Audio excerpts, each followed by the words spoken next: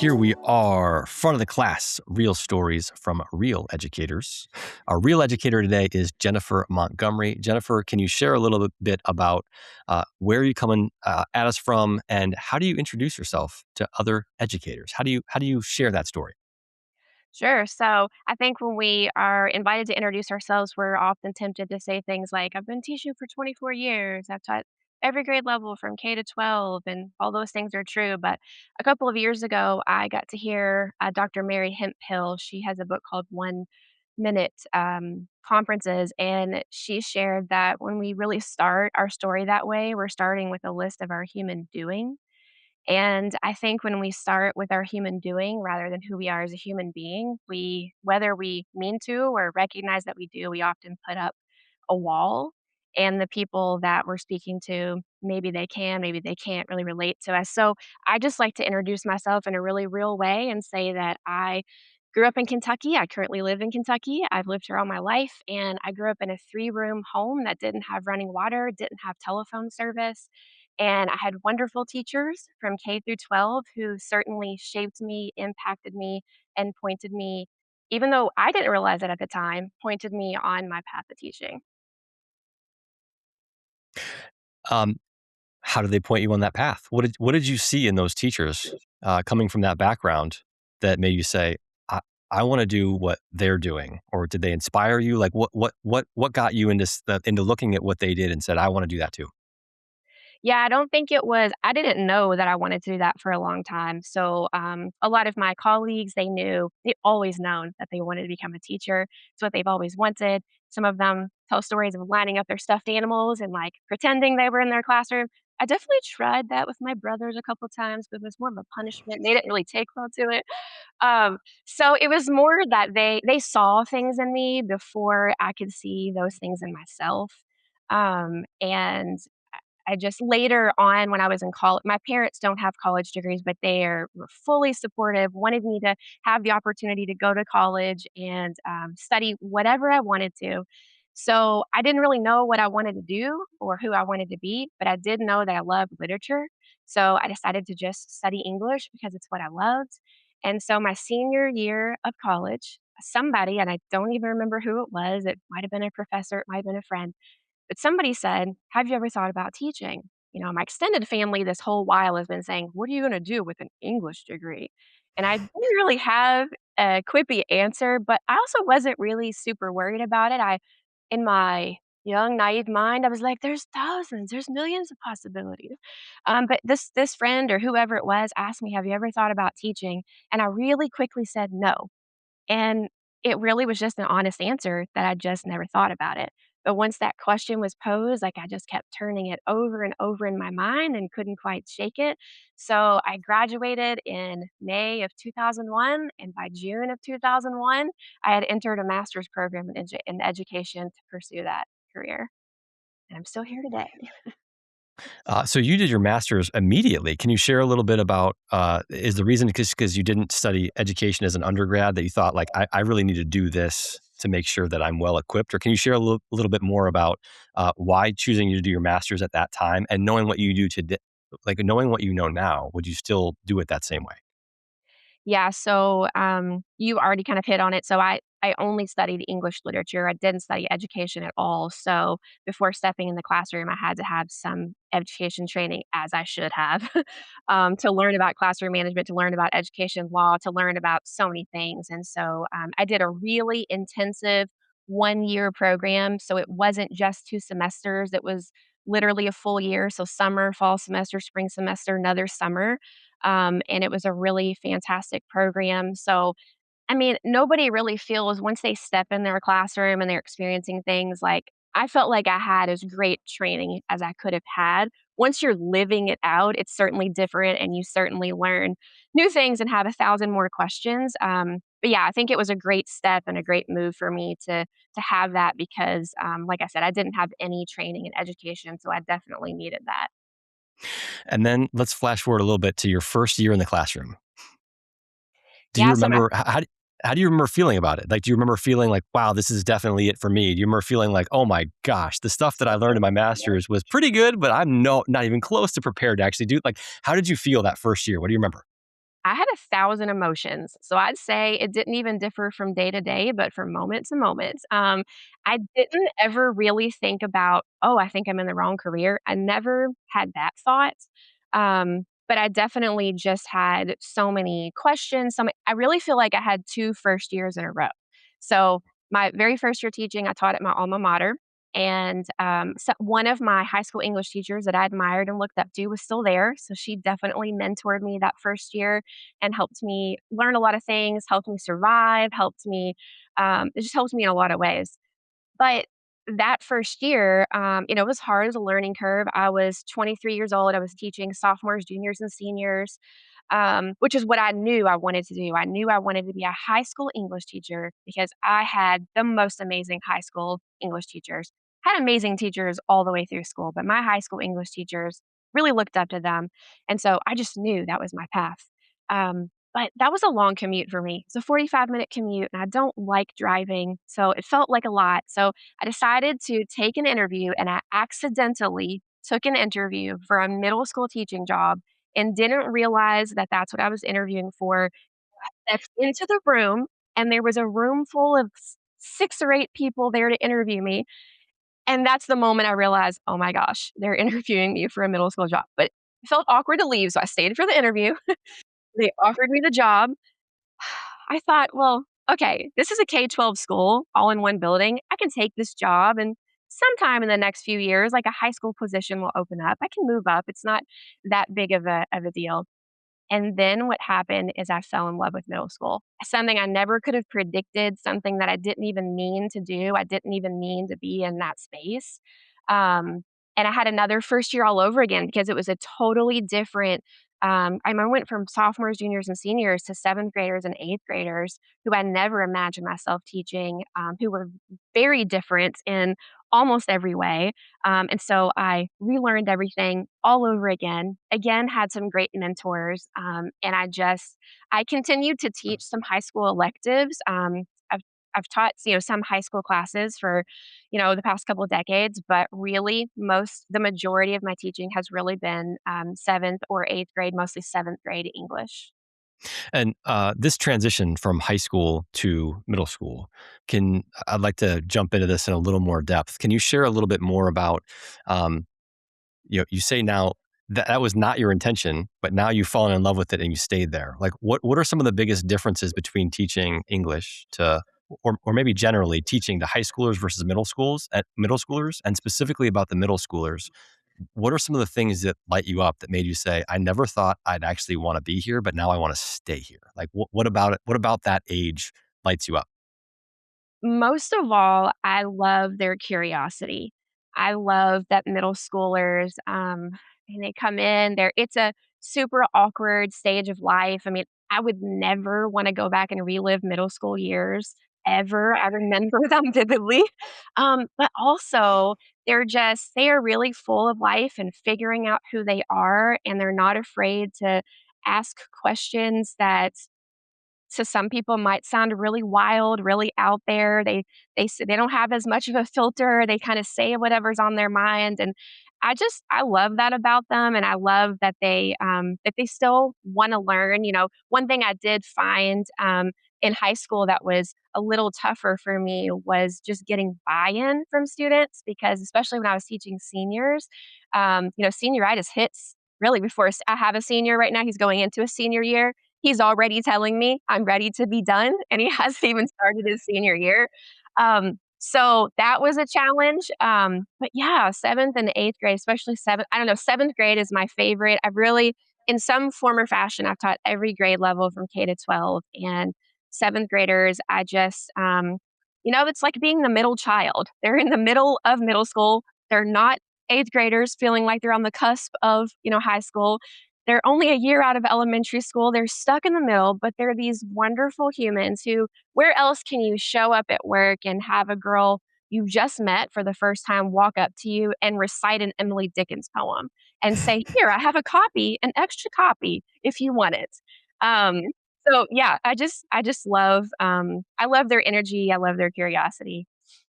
And what are some ways that you're teaching, kinda strategies or some of the things that you do? What how did you approach teaching seventh graders differently than high schoolers? Like, what are some things that you maybe you took from high school and you applied to seventh grade, and you're like, well, that's not going to work here anymore, or some things that maybe again you started doing more of or stopped doing to tailor more to that seventh grade audience compared to high school? What are some things that you did or did not do?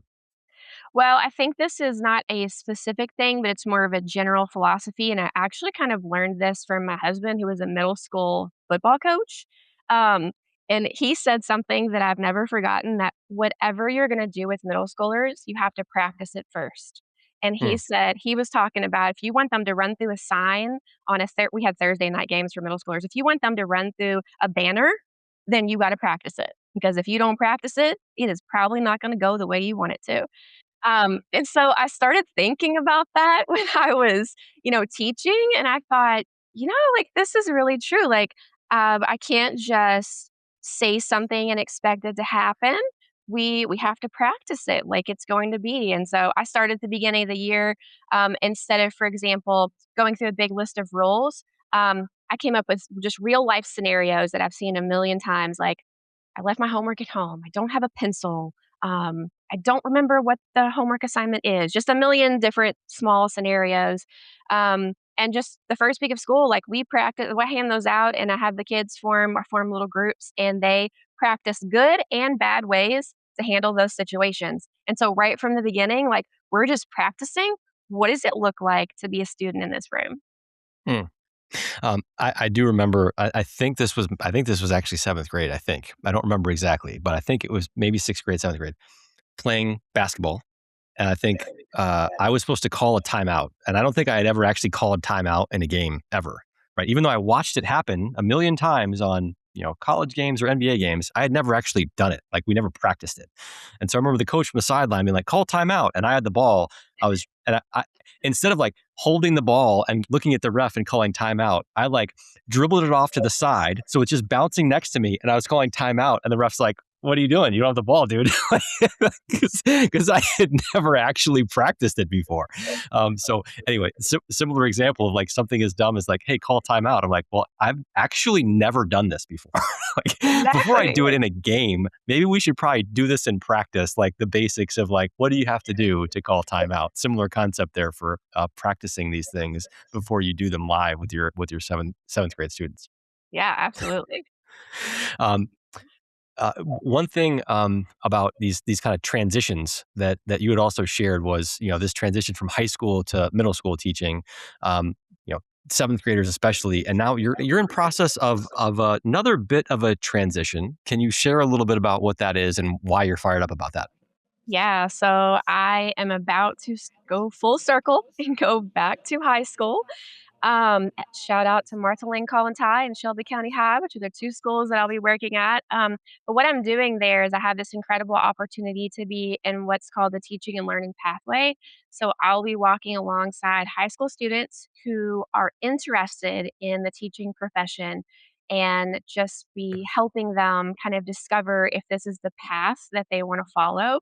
And so I'm really excited about that because I'm 24 years in, and there's kind of no better way that I could imagine, leaving the profession than to pouring into the next generation of educators. And how did that get started? Like, is this something that you sought out? Did people ask you and you thought about for a couple of years? Maybe no, no, no, and then said yes. Like, like for others maybe who are out there who are educators who are wondering, like, I've been doing this for a long time. I want to get involved in other things. Can you share a little bit about how that came about for you, and that as an example for how other educators might approach? Hey, I want to get involved in something else. How do you find out about other opportunities beyond simply teaching your classroom, which is perfectly fine? But if folks want to do more, how did this come about, and how would you advise others think about getting involved in other broader things like this? There's probably lots of different ways. I have a tendency, you're probably gonna notice this theme coming up, of just conversing with people, just talking to people. That's kinda how the opportunity came up for me. I actually got interested in the teaching. I didn't even know about the pathway, which has been in my state for several years. But through my ambassadorship as Teacher of the Year, I got to work with our Department of Education and learn a lot about it. I was really interested in it. I was going to go to my administrators at the school. I taught for over 2 decades at the same school. And so I was gonna go to the administrators and talk to them about starting the teaching learning pathway at our school. And before I could do it, they beat me to the punch and sent out an email saying, "We would really love to open the teaching learning pathway at our school. Who is interested?" And so I jumped on that boat and was able to start conversations with partners. So we did a partnership with a local university that was pretty nearby, and that was a fantastic partnership. And so I have a little bit of experience doing this, although I will say last year was my first year in the pathway, and so I definitely learned a lot of things along the way. But the new opportunity came about just from having conversations, just having conversations with people in different districts and learning about what their districts were doing in the teaching and learning pathway. And then, well, are you open to talking to somebody about that in our district? Sure, I'm open to talking to somebody, and just, conversations happening back and forth. And then, just an opportunity, the position itself opening up. And so that's kind of how it came about for me. And what do you hope to accomplish with this? Like, what are some things that you hope you can say maybe at the end of next school year of like, I hope we and I was able to do X, Y, or Z. Does anything strike you that you're hoping to accomplish?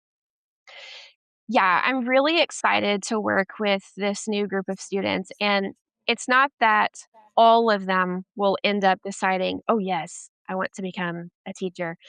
But I think sometimes, like, it's really important to understand or to recognize, paths that aren't right for you just as much as it is paths that are right for you. And so, for me, the measure of success is a lot of different things. I know for last year, I had on day 1, because this was the first year of our pathway, I had 9 students in this class. These are dual credit classes. So 9 students in the class, and I just wanted to get a gauge, and I said, "Raise your hand if you are genuinely interested in teaching as a profession," because I know how things go when a new course or pathway gets started and people get signed up for various reasons. Maybe they just see it's dual credit, maybe they don't even know what it is. 0 hands went up when I Hmm. asked this question. So I didn't let that deter me, and I just asked them, "Well, since you are in this course and you're not thinking of pursuing the profession, I'm just going to ask you to dive in with me anyway and know that the skills that teachers have can be applied in so many different ways and so many different paths and so many different careers. So, will you just jump in with me?" And they did. And so I had one girl who stayed after class one day about a quarter of the way in. We were right before fall break, and she said, "I just want to say my mom has always told me I would be a really good teacher." She said, "You know my sisters. My sisters are both here. They work at this school. They're teachers. But I really didn't think it was for me until I started taking this class. And now that we're only like 9 weeks in, I know it's what I want to do." By Hmm. the end of last school year, she had not only like a 4-year plan, she was a sophomore, so she had a plan for what she wanted to do for the rest of high school to make this possible, but also for college. And I mean, so many ideas, so much excitement. And so I'm hoping definitely to have some of those kinds of experiences, just helping kids get ignited and helping students realize maybe that this is a path they want to follow. But like I said before, also learning if this isn't your path, that's okay too. Why not learn that now than, when you're already invested in a college degree and then you realize this is not something that I'm really passionate about. But I also love, so part of this program is the students go into real classrooms, and they are assistants in these classrooms. They are secondary teachers, they are um, teaching small groups of kids, they are mentoring, they are tutoring. And seeing how much they grow and they learn from those experiences is also really powerful and really impactful. Um, yeah. One um, one thing you said there was about, hey, there's even if you take this class and don't become a teacher, there's a lot of things you can learn here about kind of what it takes to be a teacher that you can apply to other things. Um, and as a quick kind of example, I made a joke the other night. My 3.5 year old. I don't think anyone should ever be a lawyer unless they've actually dealt with little kids because you see all the ways that you can like winnow out of a contract. Like it was like, all right, we're going to do 2 puzzles and then we're going to go to bed. Right. And then by the time we got to the last 2 pieces of the second puzzle, it was all of a sudden we're going super slow motion and we're purposefully putting the puzzle in the wrong way. And it was like, okay, okay, we're going to do two puzzles before bed, assuming you're making a good faith effort to actually do the puzzles. And it was like, where I go with that is like until you have these little kids who are like trying to figure out ways to work around what you just said, right? Like I can see how that's a very useful skill to see that and then be a lawyer of like, well, how would somebody get around this? Like my 3-year-old would try to get around this. So I share that example in the context of what are some other things, for example, that you see again, maybe being a mom or other folks are teachers, where some of these skills you have as a teacher or preparing to be a teacher could apply in other regards, maybe being a parent or somewhere else. Like what I'd be curious to hear what else do you see there?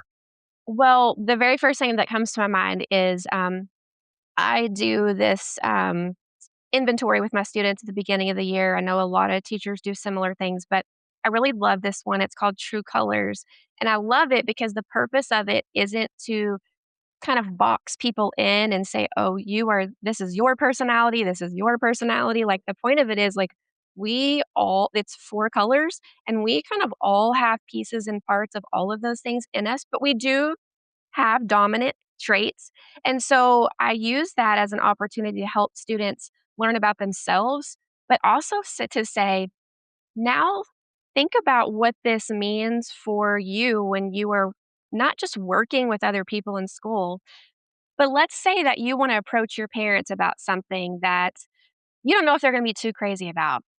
Well, if you know that your mom is gold and that means that she cares a lot about rules, she cares a lot about routines, she cares a lot about traditions, you know these things about her, then you think about how can I communicate this to her in a way that she's going to understand it. Not that I'm trying to manipulate her and make her like want to do what I want her to do, but like how can I approach her in a way that's going to help her see my point of view or see where I'm coming from. And so even just something as simple as that, I use that with my high school students as well, because it's a way to understand yourself, but it's a way to understand other people. And it's a way to say that we all bring strengths to the table, we all have challenges. We all have things we're not great at, but we also all have strengths. And so it's really great to know when you're working on a team or with a team that like these are the strengths that we're all bringing to the table. But also this is what I know about myself. Like I've heard students say I have them do team contracts. And again, these are things that I think apply or could apply, should apply to the workplace. Um, Team contracts. And when they're filling out their team contracts, they're telling their team, these are the things I'm great at. But look, this is something I know I struggle with. Like Hmm. I am a really great big idea person, but I struggle getting things turned in on time. Like I don't always follow through. Um, and so I think just even things like that are so applicable and can help you just understanding the people that you're working with in any setting, not just a school setting, but whether, it's working with people at your church, working with people on a job that has nothing to do with education, understanding that you don't all come at the same, you might be tackling the same problem, but you don't all see it through the same lens and you're not coming at it from the same direction. So you can either get frustrated with people because they're not doing it or seeing it or viewing it the way you do, or you can use it to your benefit and like look at it from all these different angles. And this concept of a team contract. So, can you share a little bit? Is this something that you kind of established in your classrooms? And if so, what's the how did that come about? What's the origin story of these team contracts that you have going on?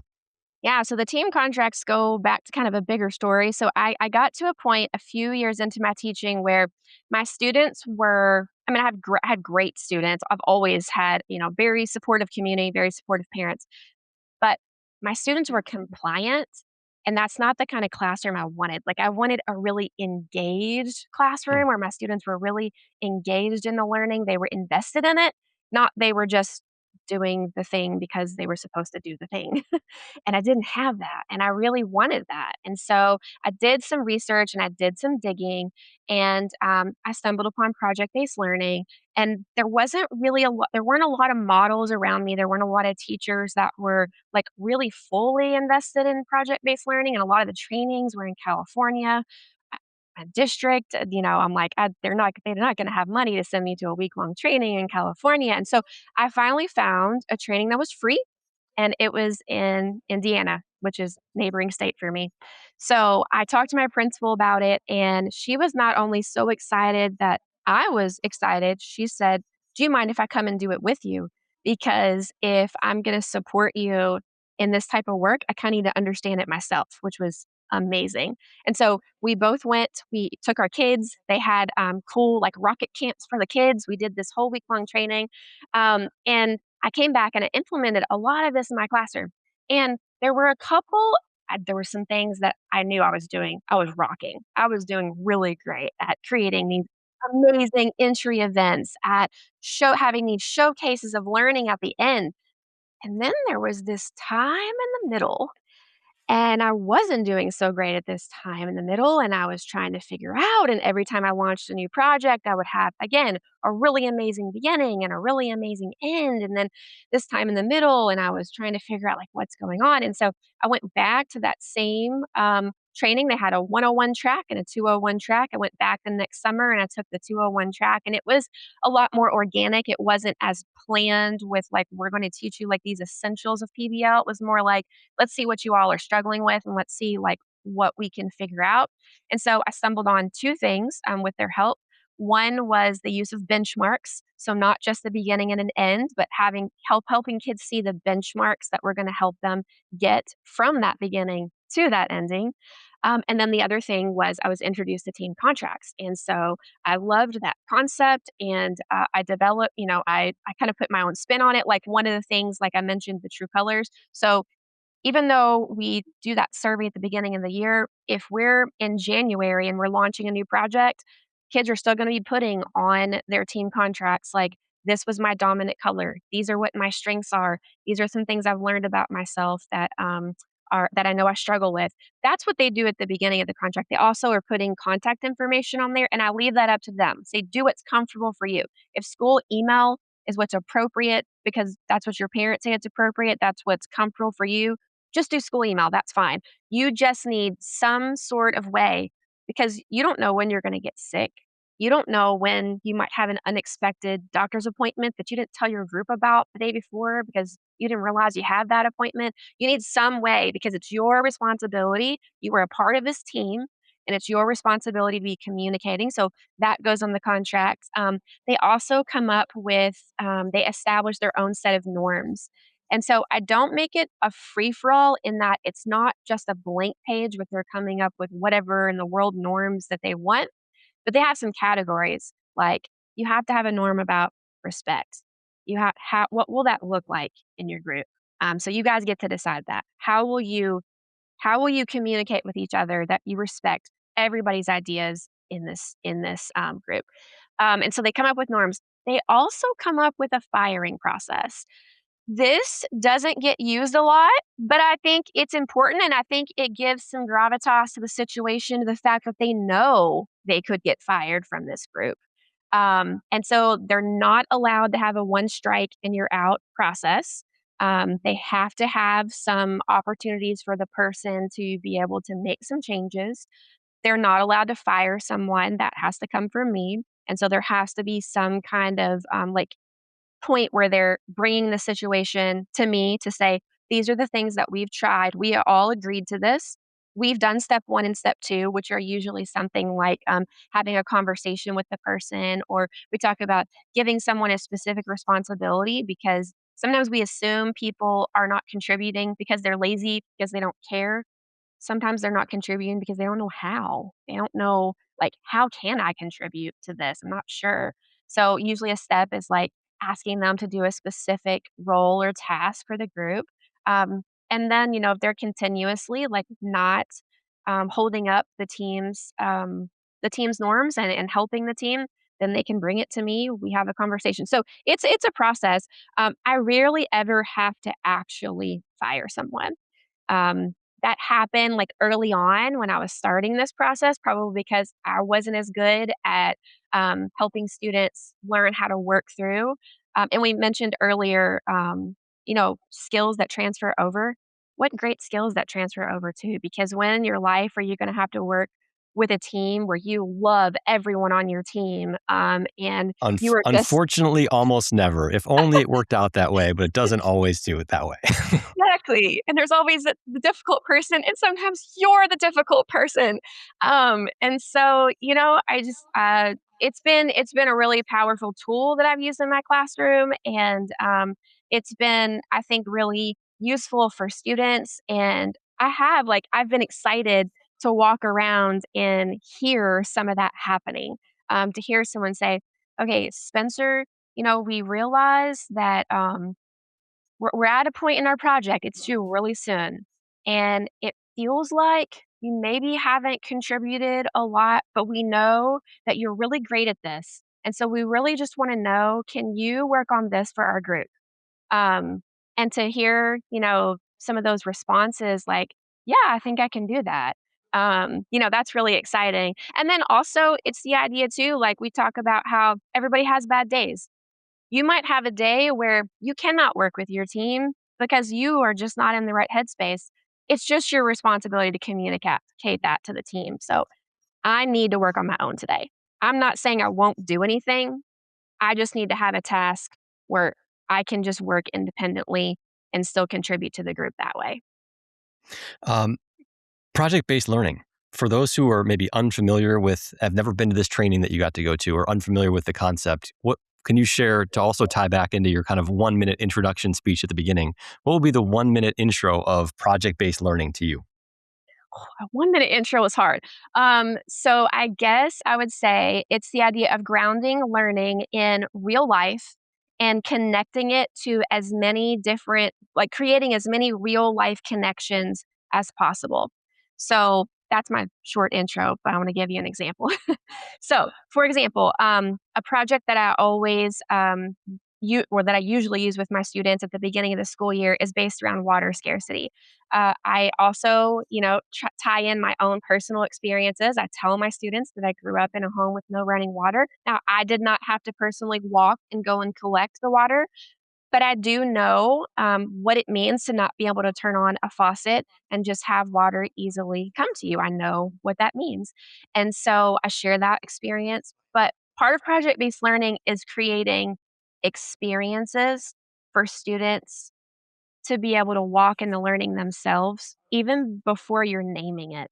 So on the very first day of this project, I started by having them make a list, write down everything you can think of in the last 24 hours that required water. And so they Mm. make these lists. And then the very next step is not teaching or learning about this book or about this concept.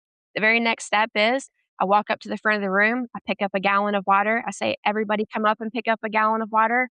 We walk outside, we go across the street to our football field, and we walk a mile around the field carrying our water jugs. Then we sit down, then we have a conversation. Think about all the things you did. You said you wrote down at the beginning of class that you use water. What if you had to go collect all that water for your family or for yourself?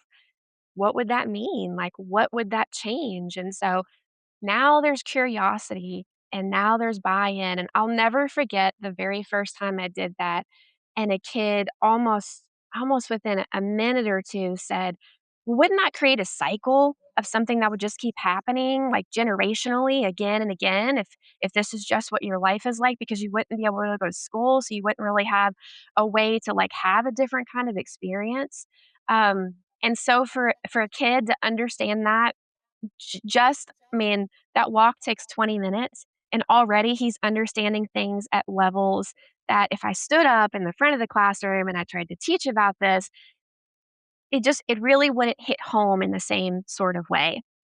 So there's entry events like that, which are always meant to just make the process or the content just immerse students in it. I'm an English teacher. I'm always tying in science and math and history.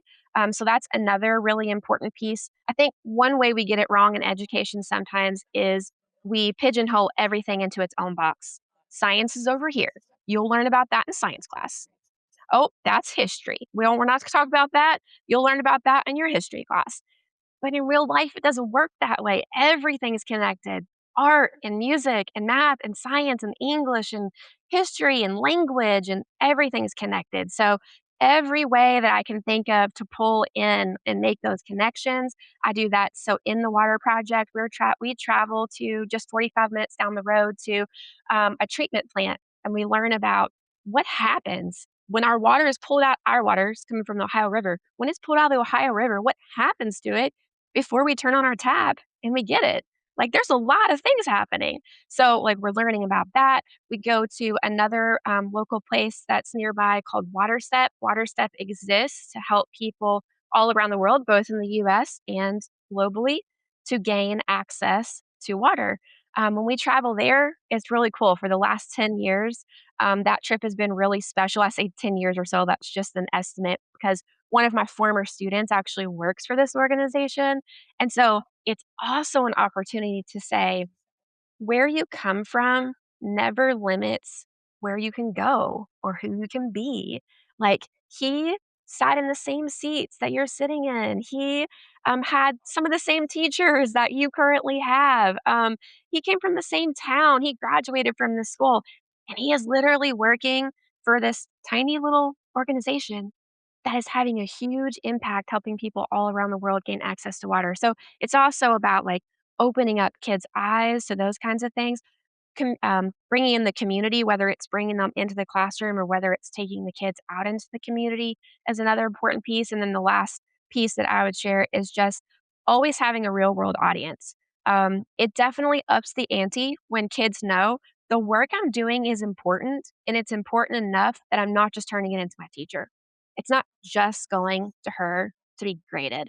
It has something bigger, something more meaningful. So for the water project, they end up teaching third grade students who are learning about the water cycle and learning different things in science. They research. My students form small groups and they research different pieces of water scarcity or just different aspects of that. Like one group might pick.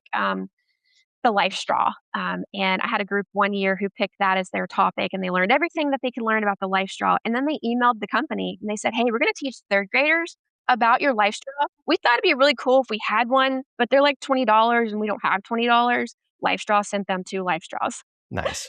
So Nice. for them, like learning how to do those kinds of things as well, and then just that presentation piece at the end where they're not only showcasing their learning to just say, "See what I know," but they're also using it in a really authentic way.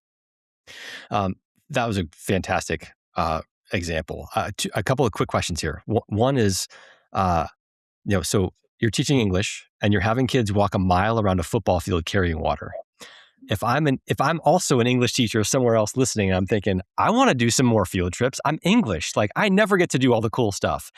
I guess, how did you tie that into literature, or how did you sell that to your principal? Or like, how did you get that started? If someone's out there like, I want to do more field trips as an English teacher, but I just don't see the relevancy of how I can pull that off. What might you suggest to someone who might be thinking that right now? Well, there's a couple different things. Like, one, from the educational standpoint, we're building schema. My kids have very little understanding, knowledge of, what this means to have to go walk and get water, and so we're building background knowledge so that we can understand the text that we're about to read. Because Nya in the text, that's going to be her everyday life. She's going to have to walk every day and collect this water for her family. So we're learning about it before we actually learn about it. Mm, So that's one thing. So to me, it's a very, very direct connection. As far as administrators, I think that inviting them in to see what's happening in your classrooms when these types of things are happening gets them to buy in quicker than anything else. They might not buy in on paper. Now, I'm very fortunate. So the district that I was at for over 20 years had incredible leadership, and they actually encouraged us to be creative, to think outside the box, to not worry about breaking norms and things like that. I do give them credit and say that they are a big reason that I became the teacher that I am today. But even if I didn't have their supportive leadership, I think inviting them into the process along the way, like inviting them to come see this water walk and hear the conversation that yeah. follows it. Nobody who hears that conversation is going to say, "Why are you doing that? Isn't that a waste of time?" Once they hear the Yeah. students' thoughts and thinking, like, they're not going to be wondering, "Why are you doing this?" And going back to the water treatment plant kind of field trip, um, that sounds that sounds incredible. Like that's good real world actual like yeah how what happens when how do I get clean water when I turn on the faucet? Like what has to happen for that to be true? Um, I could also imagine seventh graders potentially being like you know bored or not as interested as you might hope that they could be by this. I guess is the when you the first time you took that field trip, I guess, what you hope for, did the kids actually respond to the level of curiosity, interest? Oh, that's how that works. Did they respond to the level that you hoped? Did you have to coax a couple things out or maybe precede some questions to the folks working at the treatment plant to help kind of coax some of that curiosity? Like how again, how did you kind of help aid making sure that that was a good, useful, fun, interesting experience for your kids? I think probably just the way you would any field trip. Like we didn't just say, "We're going to the water treatment plant on Yeah. Friday. Have fun, Yeah. guys." Like we're talking about it in class. We're preceding, leading up, and we're thinking through questions, like questions we already have that we think maybe they can answer. And Yeah. so we're talking about those things in class before. I really didn't prompt the people at the treatment plant, other than I did give them context. So they knew we're reading A Long Walk to Water. We are learning about water filtration. By the way, I also invite our 4-H, our local Oh, 4-H, to come in and have walk the kids through this building of your own water filter too, because some of them like to come away from the experience at the water treatment plant thinking like it's not really that hard. Like anybody should be able to filter their water. yeah. So then we test that out, and it's not quite as easy as they think. Yeah. Um, but yeah, it was meaningful. It was, of course, after I had done it and seen it, of course, like I was able to guide it better, like in the upcoming years to think through like prompting them a little bit more, but, honestly, it was a fantastic trip even from the very first time that we took it. I do think that adding the we to save, to save money, we go to Water Step and the Louisville Water Tower on the same day. Yeah. So I do think they're very close together. And so I do think adding Water Step was a great move when I was able to do that because that was also extremely interactive and directly related to the novel that we were reading. And so I think it was great to say, like, at the treatment plant, like, this is kind of our reality, but also over here at Water Step, like, these people are working with folks who are living this everyday reality. So I feel like that point was the point where it kind of brought it all together. Yeah. Perfect. Thank you for sharing that. I love that you're taking these kind of real world field trips, kind of grounded in how does this actually work? Because I mean, I think it's just a really important factor in understanding how this stuff actually happens that we just all take for granted that you have the direct experience of like, well, it wasn't always this way, right? I remember when I couldn't just turn on a faucet. We've lost touch with a lot of that because we've had it so good. So it's interesting to just go back and just say like, yeah, what needs to happen so that when I turn this on, it's good, clean, drinkable water. So thank you for doing these great field trips. A couple more just rapid fire, quick hitter questions as we get close to wrapping up. Um, if for a new teacher who is in their first year, or if you could go back and give this advice to yourself, what's the number one piece of advice to a brand new teacher? I always give 2 pieces of advice. One is to definitely make sure that you find a mentor, someone that's gonna give you, like, good, healthy, sound advice.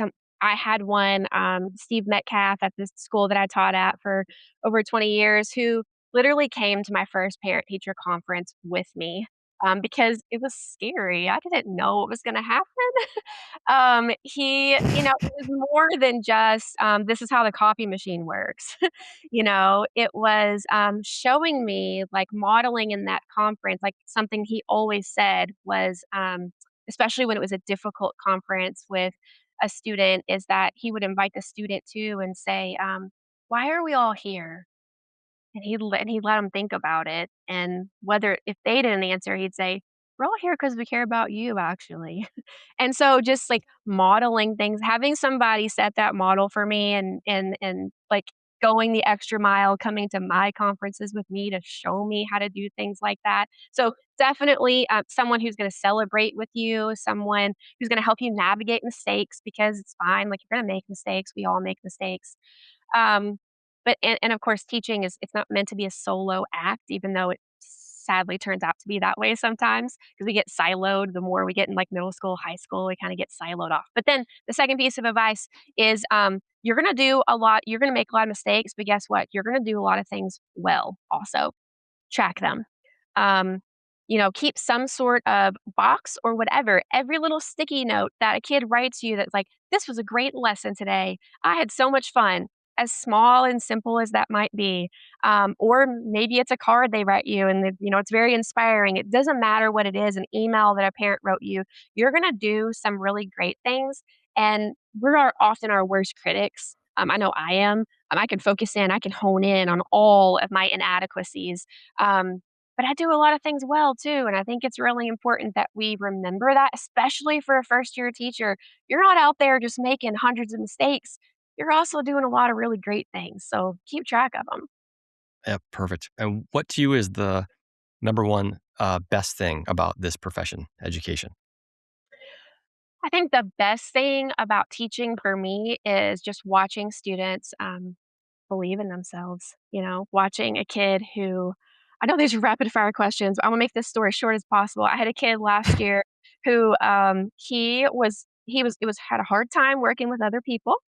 He had a lot of excuses. He was a self-proclaimed bad reader, bad writer. That's what he would tell me because I'm his English teacher. And then there was a project we were working on. I called it Voices or sorry, Stories Waiting to Be Remembered. We focused it was right after our Artemis 2 launch. All the kids were in crews. His crew, they were supposed to be designing lunar landers and lunar rovers. The literacy connection was we read Hidden Figures. And he begged his crew to let him make the lunar rover by himself. They did not wanna let him. They were scared he wouldn't do it. They didn't think he'd take it serious. He begged, and they finally just got tired and said, "Fine, we'll all work on the lunar lander, you work on the lunar rover, because you didn't even get to test the rover unless your lander succeeded and protected your astronauts." So we get to the end, we're testing, their lunar lander succeeded, their astronaut survived it, we put it in the lunar rover. Their lunar rover outperforms every other lunar rover in the classroom and in the grade level, far outperforms, Hmm. and they give him all the credit. And he is just so excited, and he's like, "I told you I could do it." And, just hearing him say that and seeing them celebrate him, and then him telling me later that day, I mean, I wanna be an auto mechanic, like, this is the kind of stuff I like to do, and just seeing, like, those kinda doors open, to me, like, that's the best part of teaching. Yeah, and sometimes could potentially the hardest part when you know there's a kid who's great at something, but it just doesn't happen to be what you're teaching, right? Of like how do you help unlock like this thing that kids are good at, instead of trying to like, well, we don't focus on that here, we only focus on this, so I'm never going to see what you're best. So it is an amazing example where you finally got to see that kid at his best.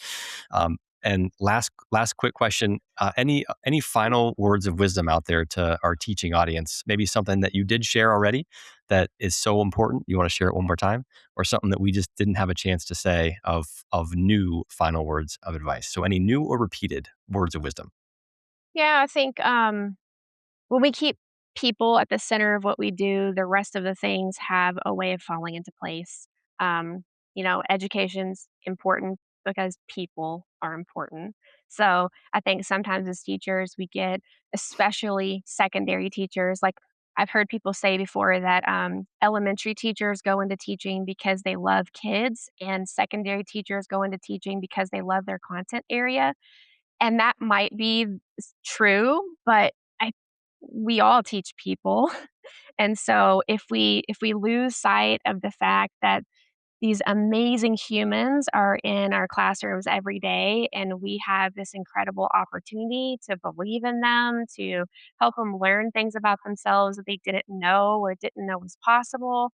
When we're focusing on those things, then I think a lot of other things fall into place. Well, certainly a real educator with some great real stories. Thank you so much, Jennifer Montgomery, for sharing your time with us. Appreciate you. Thanks.